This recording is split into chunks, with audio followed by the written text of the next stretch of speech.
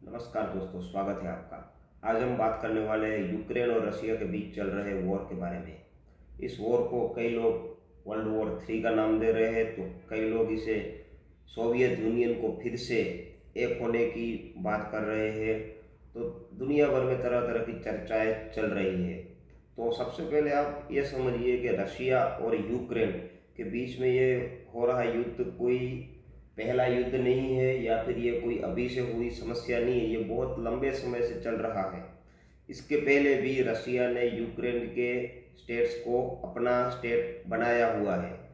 सन 2014 में रशिया ने यूक्रेन के पास से 2 स्टेट लुहांस्क और डोनेस्क को अपने कब्जे में ले लिया था, और रिसेंटली ही अभी उन्होंने ईस्टर्न यूक्रेन के 2 स्टेट को इंडिपेंडेंट जाहिर किया। उसके बाद से ही ये सब चल रहा है। लेकिन इसकी शुरुआत कहाँ से हुई, इसके बारे में हम जानेंगे।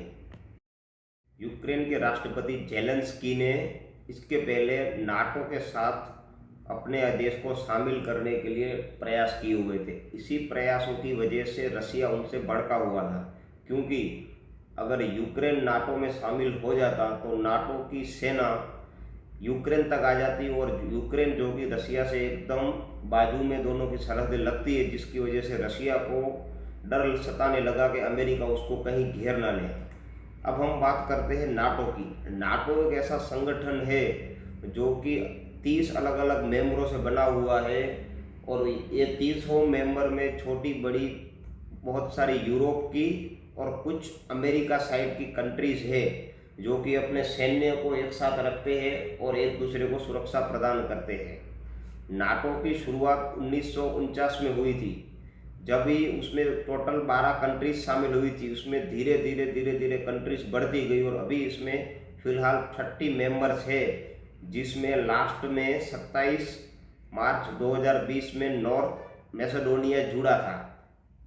इसी बीच हाल ही में यूक्रेन के राष्ट्रपति जेलेंस्की ने नाटो में शामिल होने के लिए अलग अलग देशों के साथ चर्चा चल रही थी, और अमेरिका ने उसको आश्वासन भी दिया था कि हम आपको नाटो में शामिल करेंगे, क्योंकि अमेरिका और रशिया इन दोनों के बीच बहुत सालों से जंग चल रही है।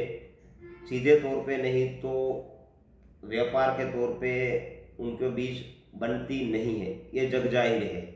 तो इसी वजह से अमेरिका और यूक्रेन का बाजू में आना और यूक्रेन का नाटो में शामिल होना, ये रशिया को रास नहीं आ रहा था। इसने कई बार रशिया को, यूक्रेन को समझाया, रशिया पुतिन ने, कि भाई ऐसा मत करो। लेकिन यूक्रेन के राष्ट्रपति जेलेंस्की को लगा कि कुछ भी होगा तो अमेरिका वाले, नाटो वाले हमारे साथ है, हमको कोई प्रॉब्लम नहीं है। लेकिन जब पुतिन ने अचानक से यूक्रेन के ऊपर हमला कर दिया, तब यूक्रेन को लगा कि ये नाटो के देश, यूरोपियन संघ और अमेरिका वाले उनके साथ खड़े होंगे, जिसकी वजह से वो रूस को टक्कर दे पाएगा, और इन सबको साथ में देखकर रूस शायद उनके ऊपर हमला भी न करे। लेकिन जेलेंस्की की ये सोच उनके ऊपर ही भारी पड़ी, क्योंकि उनके समर्थन में कोई आया नहीं। उसके बदले सब रूस के ऊपर फाइनेंशियल पाबंदी लगाने लगे, लेकिन इसका रूस के ऊपर कोई असर नहीं हो रहा है। अभी रिसेंट सिनेरियो की अगर बात करें तो अभी यूक्रेन की राजधानी कीव के ऊपर रशिया ने पूरी तरह से चढ़ाई करके रखी है, और किसी भी समय रशिया यूक्रेन की राजधानी को अपने कब्जे में ले सकता है। इसका मतलब है कि यूक्रेन के ऊपर रशिया का राज होगा। अब हम इसके ऊपर ये बात करेंगे कि ये परिस्थिति पैदा कैसे हुई और इसमें किसकी गलती है। इसमें रशिया को क्या नुकसान है, अमेरिका को क्या नुकसान है, यूक्रेन का तो पूरा तबाह हो ही चुका है, और भारत को भी क्या प्रॉब्लम पड़ सकती है।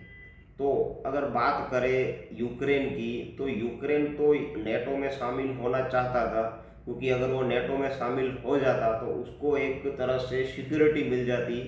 लेकिन अमेरिका अमेरिका क्या चाहता है ये किसी को नहीं मालूम होता है। ये अमेरिका ने यूक्रेन को बोला, मैं आपको शामिल करूंगा, आपके ऊपर कुछ होता है तो मैं बैठा हूं।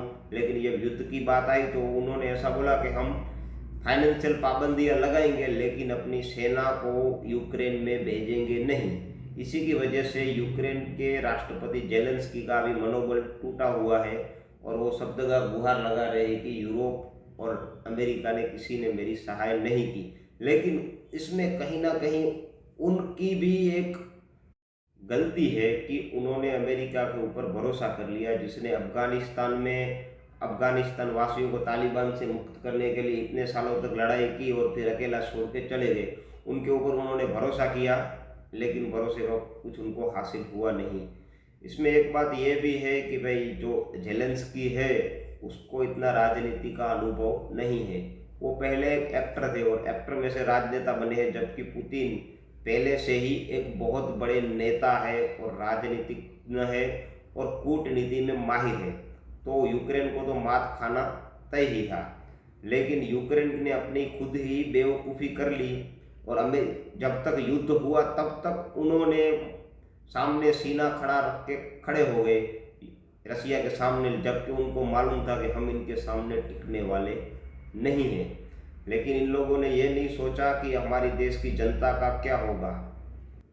पुतिन जो कि एक बहुत बड़े राजनेता के रूप में अभी दुनिया के सामने आ रहे हैं, वो ये चाहते थे कि वो अपने देश की सुरक्षा को प्राधान्य दे और यूक्रेन को वो नाटो में ना शामिल होने दे, जिसकी वजह से उनके सुरक्षा के ऊपर कोई भी दिक्कत ना आए, ऐसा उनका कहना है। ये अब बात यहाँ आकर टिकी है कि रशिया यूक्रेन की राजधानी कीव पे कब्जा करने के बाद क्या करते हैं। क्या वो यूक्रेन को अपने में शामिल कर लेंगे, या फिर यूक्रेन के जो अभी तत्कालीन राष्ट्रपति है जेलेंस्की उनको बर्खास्त करके उधर सैन्य शासन लाना चाहते हैं, या फिर कोई और सरकार लाना चाहते हैं, ये तो आगे ही पता चलेगा।